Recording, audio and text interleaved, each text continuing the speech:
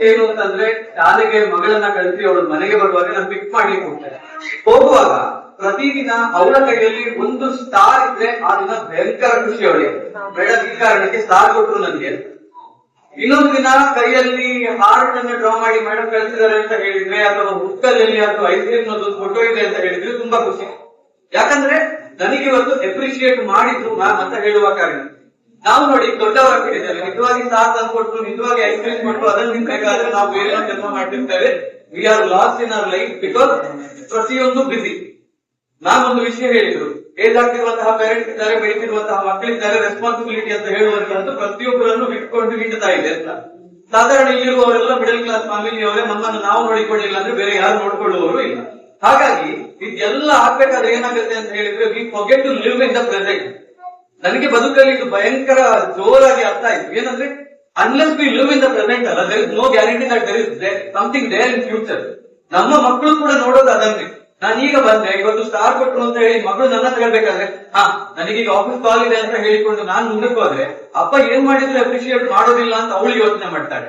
ಇವತ್ತು ಬರ್ಬೇಕಾದ್ರೆ ಕೇಳಿದ್ಲು, ಅಪ್ಪ ನಿಮ್ ಬರ್ತಿಯಲ್ಲ ಸ್ಕೂಲ್ಗೆ ಅಂತ. ಬರ್ತೀನಿ ಮಗಳು ಅಂತ ಹೇಳಿದೆ. ಬೇಗ ಬರ್ಬೇಕು, ಸರಿಯಾದ ಟೈಮಿಗೆ ಬರ್ಬೇಕು ಅಂತ ಹೇಳಿದ್ರು. ಅಲ್ಲಿ ಕೂತು ನೋಡ್ತಾ ಇದ್ದಾಳೆ. ಇವತ್ತು ನಾನು ಹೇಳಿದ್ದಕ್ಕೆ, ನಾನು ಬಂದಿದ್ದೇನೆ ಅಂತ ಹೇಳಿದ್ದಕ್ಕೆ ಅವಳಿಗೆ ಇವತ್ತು ನನ್ನ ಮೇಲೆ ನಂಬಿಕೆ ಬಂತು. ನಾವು ಮಾಡುವಂತಹ ಪ್ರತಿಯೊಂದು ಸಣ್ಣ ವಿಚಾರಗಳಲ್ಲೂ ಕೂಡ ಅವರದ್ದು ಇದೇ ರೀತಿಯ ಆಲೋಚನೆ. ಇವತ್ತು ನಾನು ಹೇಳಿದ್ರು, ನಾನು ಶಾಲೆಗೆ ಬಂದಿದ್ದೇನೆ ಅಂತ ಹೇಳಿ ನಾನು ಹೇಳಿದಾಗ ನಾಳೆ ಅವಳಿಗೆ ಶಾಲೆಗೆ ಕಳಿಸೋದಕ್ಕೆ ನಮ್ಗೆ ಆ ಒಂದು ಅಧಿಕಾರ ಇರುತ್ತೆ. ನೋಡು, ನಿನ್ನ ಶಾಲೆಗೆ ಬಂದು ನೀನು ಮಾತ್ರ ಡ್ಯಾನ್ಸ್ ಮಾಡೋದಲ್ಲ, ನಾನು ಡ್ಯಾನ್ಸ್ ಮಾಡಿದ್ದೇನೆ, ನಾನು ಕಾಂಪೀಟ್ ಮಾಡಿದ್ದೇನೆ, ನಾನು ಹೇಳಿದಾಗೆ ನಾನು ಕೇಳ್ತಿದ್ದೇನೆ ಅಂತ ಹೇಳುವಾಗ ಅವರಿಗೂ ಕೂಡ ನಮಗೆ ಅದನ್ನ ಹೇಳುವಂತಹ ಅಧಿಕಾರ ಇರುತ್ತೆ. ಇವತ್ತು money can buy a lot of things. ಮಕ್ಕಳಿಗೆ ಮನೆಗೆ ಬಂದ ಕೂಡಲೇ ಆಟಿಕೆಗಳನ್ನು ತೆಗೆದುಕೊಡಬಹುದು, ಫ್ರೀ ಇಲ್ಲ ಅಂತ ಹೇಳಿದ್ರೆ ಲ್ಯಾಪ್ಟಾಪ್ ಕೊಡಬಹುದು. ಬಟ್ ಅವರು ದೊಡ್ಡವರಾದ್ಮೇಲೆ ಅವರು ಕೂಡ ನಮಗೆ ಅದನ್ನೇ ಮಾಡುತ್ತಾರೆ. ಹಾಗಾಗಬಾರ್ದು.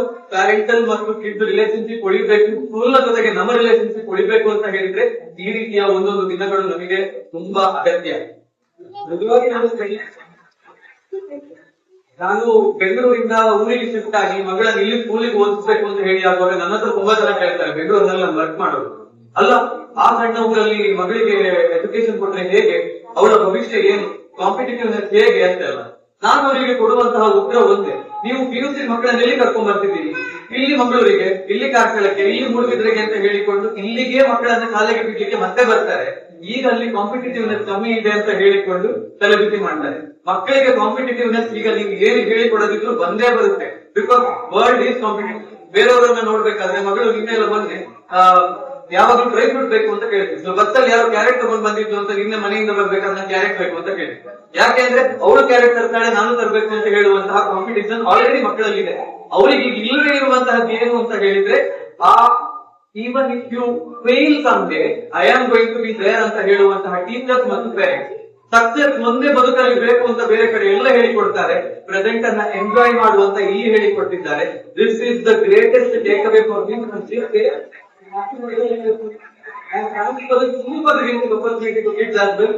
ಗುರುದೇವ್ ಪ್ರಭಾವಿ ಹೇಳುವಂತಹದ್ದು ಕೂಡ ಅದನ್ನೇ. ಅದಕ್ಕೋಸ್ಕರ ಥ್ಯಾಂಕ್ಸ್.